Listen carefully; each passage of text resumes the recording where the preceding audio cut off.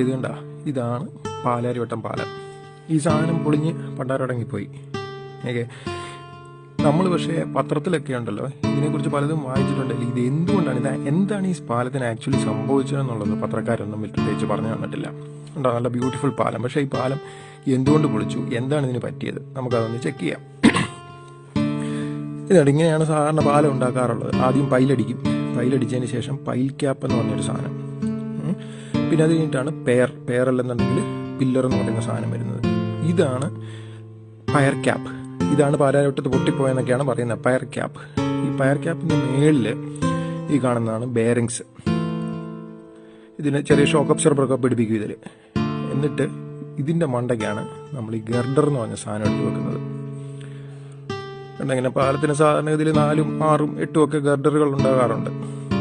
ഇങ്ങനെ ഗർഡറുകൾ ഇത് ഒരു തൂണിൽ നിന്ന് അല്ലെങ്കിൽ ഒരു പെയറിൽ നിന്ന് മറ്റൊരു പെയറിലേക്കുള്ള ഗർഡറുകളാണ്.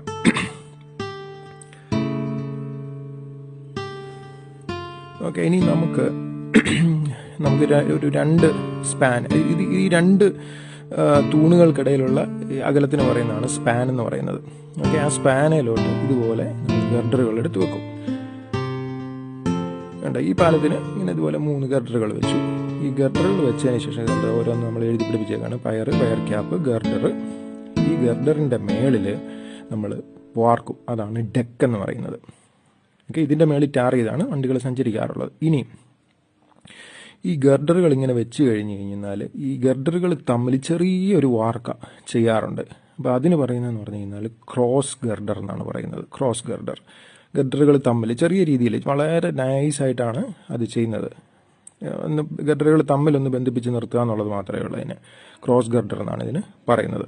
അതിന് വേറെ പ്രത്യേകിച്ച് ഇതൊന്നുമില്ല, ഭാരം താങ്ങാനൊന്നുമല്ല, ഗർഡറുകളെ തമ്മിലൊന്ന് ഇത് ചെയ്യാന്ന് മാത്രം. ഇനി നമുക്കിതിൻ്റെ ഒരു സൈഡ് വ്യൂ നോക്കാം. 2 തൂണുകൾ, അതിൽ ഒരു ഗർഡർ വെച്ചേക്കുന്നു. ഈ തൂണിൽ നിന്ന് അപ്പുറത്തുള്ള തൂണേക്ക് വേറൊരു ഗർഡറുകൾ. അപ്പോൾ ഇതിൻ്റെ ഈ ഗർഡറുകൾക്കിടയ്ക്ക് ചെറിയൊരു ഗ്യാപ്പ് വന്നേക്കുന്നു കേട്ടോ, ഒരു ഗ്യാപ്പ്. ഇതെന്തിനാന്ന് വെച്ച് കഴിഞ്ഞാൽ ചൂടാകുമ്പോൾ ഗർഡർ എക്സ്പാൻഡ് ചെയ്യുമ്പോഴത്തേനും അതിന് എക്സ്പാൻഷനുള്ള സ്പേസ് ആണ്, അതിന് എക്സ്പാൻഷൻ ഗ്യാപ്പ് എന്ന് പറയും. അപ്പോൾ ആ എക്സ്പാൻഷൻ ഗ്യാപ്പ് സാധാരണഗതിയിൽ എന്തെങ്കിലും റബ്ബറൊക്കെ വെച്ച് ഫില്ല് ചെയ്യും, അതിനാണ് എക്സ്പാൻഷൻ ജോയിൻ്റ് എന്ന് പറയുന്നത്. ഇനിയിപ്പം അങ്ങനെ ഒരു ഗ്യാപ്പ് ഇല്ലെന്നുണ്ടെങ്കിൽ എന്ത് സംഭവിക്കുമെന്ന് നോക്കാം.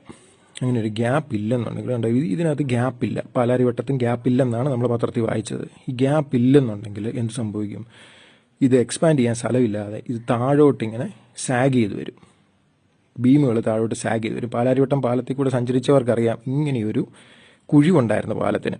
നമ്മൾ കാറിലൊക്കെ സ്പീഡിൽ പോകുമ്പം നമുക്ക് കാണാമായിരുന്നു കുഴിവുണ്ടായിരുന്നു.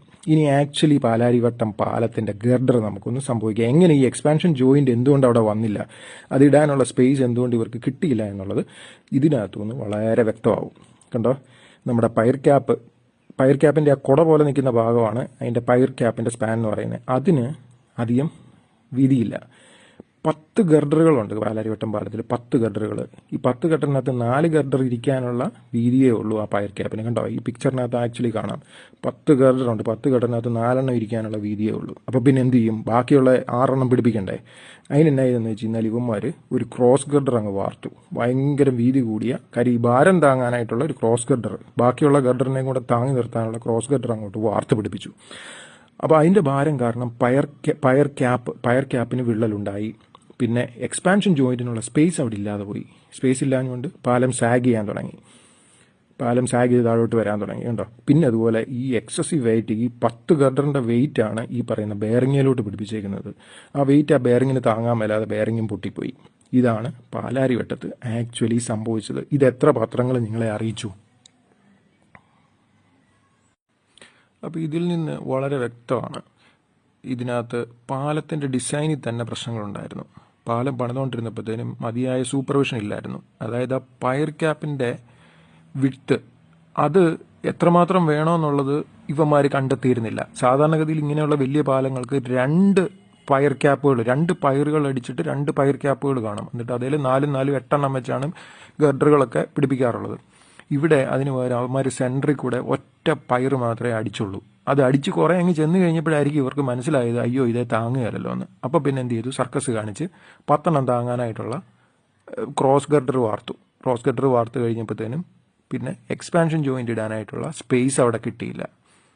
അപ്പോൾ പിന്നെ എക്സ്പാൻഷൻ ജോയിൻറ്റ് വന്നില്ല. എക്സ്പാൻഷൻ ജോയിൻറ്റ് ഇല്ലാതെ പാലം പതുക്കെ സാഗ് ചെയ്യാൻ തുടങ്ങി. സാഗ് ചെയ്ത് കഴിയുമ്പം പറ്റുന്നത് എന്താണെന്ന് വെച്ച് കഴിഞ്ഞാൽ ഇതിൻ്റെ മേളിലുള്ള ഡെക്ക് എന്ന് പറഞ്ഞ ഭാഗമില്ലേ, വാർത്ത് വെച്ചേക്കുന്ന ഡെക്ക്, അത് പൊട്ടാൻ തുടങ്ങും. അത് പൊട്ടി പൊട്ടി പൊട്ടി വലിയ കുഴികൾ അവിടെ ഫോം ചെയ്തു. ടാറും എല്ലാം കൂടെ പൊട്ടി അങ്ങ് പറഞ്ഞു വരും. അതാണ് ആക്ച്വലി പാലാരിവട്ടത്ത് സംഭവിച്ചത്. ഈ ഡെക്കെല്ലാം കൂടെ പറഞ്ഞു വരും. അപ്പം കോൺഗ്രസ്സുകാർ പറയുന്നത് എന്താ, മേളിലത്തെ വാർക്കയ്ക്ക് മാത്രമേ കുഴപ്പമുള്ളൂ, ഡെക്കിന് മാത്രമേ. പിണറായി വിജയൻ വന്നു കഴിഞ്ഞിട്ടാണ് ഈ ഡെക്ക് വാർക്കുന്നത്. ഡെക്കിനാണ് പ്രശ്നം എന്നാണ് പറയുന്നത്. അപ്പോൾ ആക്ച്വലി ഡെക്കിനല്ല അവിടെ പ്രശ്നം, അവിടെ ഈ ഡിസൈൻ തൊട്ടുള്ള പ്രശ്നമാണ്. ഏത് ഈ ഇത് പയർ ക്യാപ്പിന് വിട്ടില്ല, ഗർഡറുകൾ കൂടുതൽ വെച്ചു, അതിന് ക്രോസ് ഗർഡർ വാർത്തു, അതുകൊണ്ട് എക്സ്പാൻഷന് പറ്റുന്നില്ല. അതുകൊണ്ടാണ്. അപ്പോൾ ഇതിൻ്റെ പ്രശ്നം എന്ന് പറഞ്ഞാൽ തുടക്കം തൊട്ട് പ്രശ്നമാണ്. അപ്പോൾ ഇതിൻ്റെ ഒരു പ്രശ്നക്കാരൻ ആരാന്ന് ചോദിച്ചു കഴിഞ്ഞാൽ അതിവേഗം ബഹുദൂരം, അതാണ് അവിടുത്തെ പ്രശ്നം. ചുമ്മാതെ ഒന്നും പ്ലാൻ ചെയ്യാതെ എടുത്ത് ചാടി അങ്ങ് ഒരു പാലം പണിയാൻ പോയി. അവിടെയാണ് ഈ പ്രശ്നത്തിൻ്റെ തുടക്കം. പിന്നെ അഴിമതിയെക്കുറിച്ചൊന്നും ഞാൻ പറയുന്നില്ല, അതൊക്കെ എല്ലാവർക്കും അറിയാവുന്ന കാര്യമാണ്. ആര് കാശ് മേടിച്ചു, ആര് മുക്കി എന്നുള്ളത്.